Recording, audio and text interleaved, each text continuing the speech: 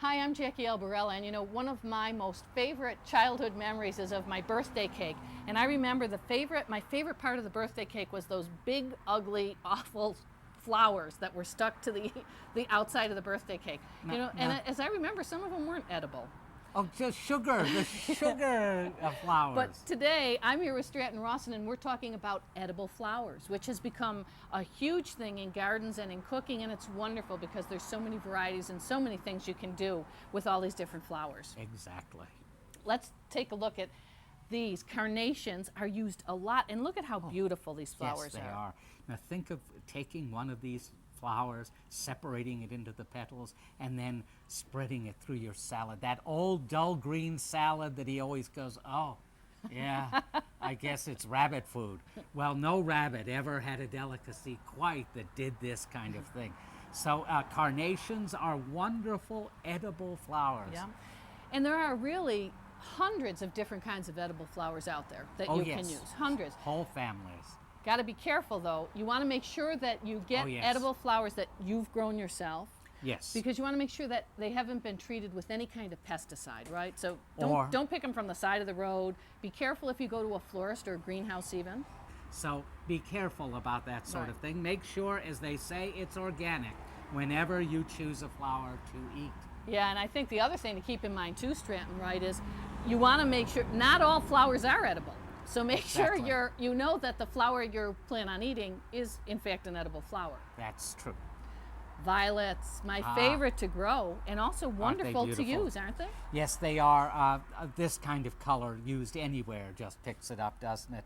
And of course, again, you're using the bloom itself, and you'd be surprised. This bloom contains, it's a little power pack of vitamin C, the most potent of all vitamins there, and you can use it in all kinds of ways. I know most of you know and have seen by now used for decoration, but you can make a wonderful jelly from this process. Great. Well, you have to gather a lot of them. You may feel that it's like gathering wild strawberries. It really is worth it finally when you macerate them, add some pectin, and you get this wonderful but very small amount of this very special jelly, rich in vitamin C and tasting oh so subtly of that wonderful violet acid flavor. And you know, you can use flowers, you can cook with flowers, but also just to put flowers around a plate, you know, and use it as a decoration that way. And that way, if you have one of your guests isn't sure about maybe eating a flower, they can enjoy its beauty and not have to be forced to like push it off to the side of the plate